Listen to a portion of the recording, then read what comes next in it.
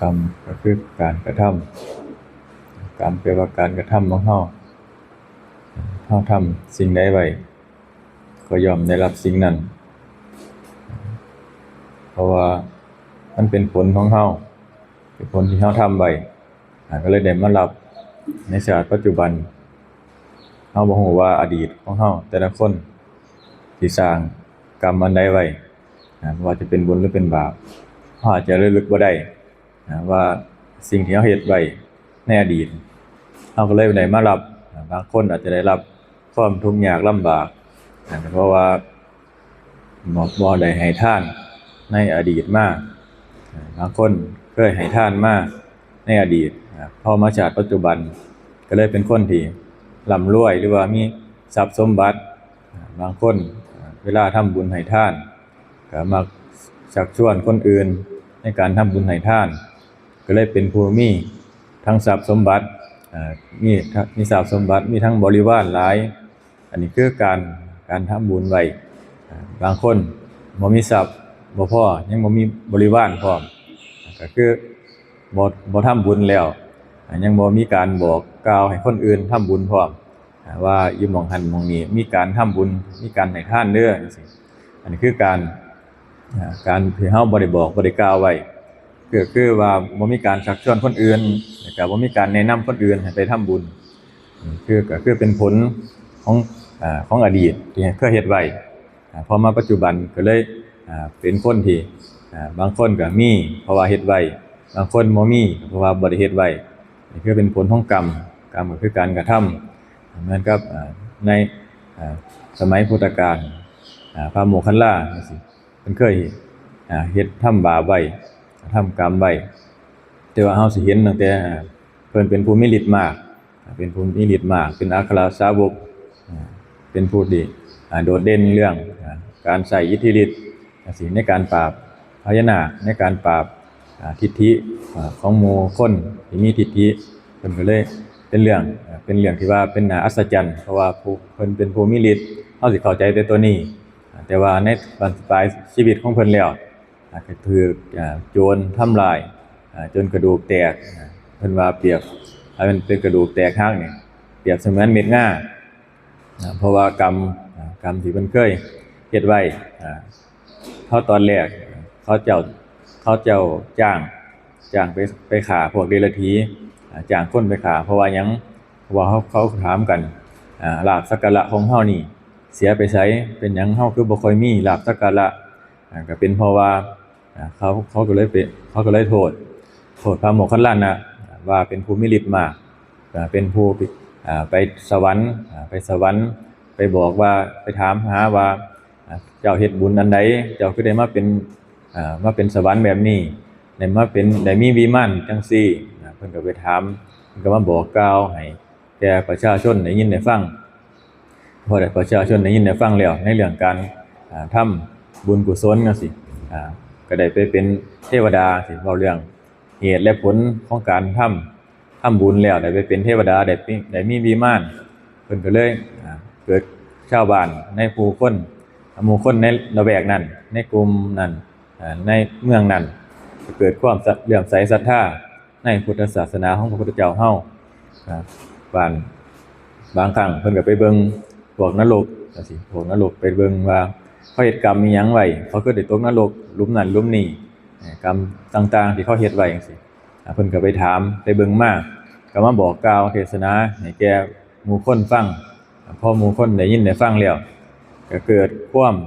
ามย้านบาปความเกรงกลัวต่อบาปความหลายต่อบาปเพิ่นก็เลยเอามาบอกให้ฟังพอชาวบ้านหรือว่ากลุ่มคนในเมืองนั้นได้ยินได้ฟังแล้วเกิดความสลดใจก็พากันทำบุญทำกุศลคิดตั้งแต่สิ่งที่มันดีทำตั้งแต่สิ่งที่มันเป็นบุญเป็นกุศลพอนั้นแล้วพอคิดจังซี่แล้วชาวบ้านนั้นก็พากันเอาพวกว่าจะเป็นลาภสักการะสิ่งของต่างๆสิพวกเดรัจฉีนั่นก็บ่มีเพราะว่าเอาไปถวายให้แก่พระโมคคัลลานะหรือว่าพระพุทธเจ้าเพราะเขาคิดอย่างที่เขาเห็นแบบนี้แล้วเขาบ่มีลาภสักการะก็เลยหาว่าเฮาสิเฮ็ดจังไดจังสิมีลาภสักการะเขาก็เลยจ้างพวกโจร พวกโจรนั่น1,000ว่าซั่นจ้าง1,000ให้พากันไปฆ่าพระโมคคัลลานะพอไปฆ่าแล้วไปเทื่อแรกเนี่ยเพิ่นก็ฮ้อออกทางหน้าต่างไปเทื่อสองเพิ่นก็ฮ้อออกทางเพดานพอไปจังซี่แล้วพอครั้งที่3เพิ่นก็เลยนึกพิจารณาเบิ่งว่าเป็นหยังเขาคือมาฆ่าเฮาเขาคือสินำฆ่าเฮา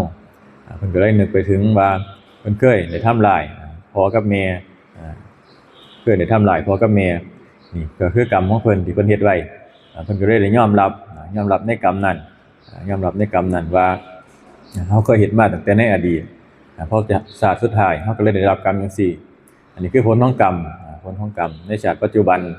บ่ว่าสิเฮ็ดไว้โดนปานใดบ่ว่าจะเป็นในอดีตสิโดนมาปานใดก็สร้างจักชาติก็สร้างเป็นอสงไขยก็ตามนำมาเหมือนกันขึ้นอยู่ว่าจะเป็นผลน้อยหรือเป็นผลมากก็ขึ้นอยู่กับที่เฮาทำไว้หรือว่าบุญของเฮามีมากหรือบ่จังซี่เพราะว่าบางคนในที่มีชีวิตอยู่จังซี่มีร่างกายที่แข็งแรงอยู่จังซี่ก็บ่ได้สนใจมีแต่มั่วทำการทำงานแสวงหาหรือว่าไปคดโกงเอา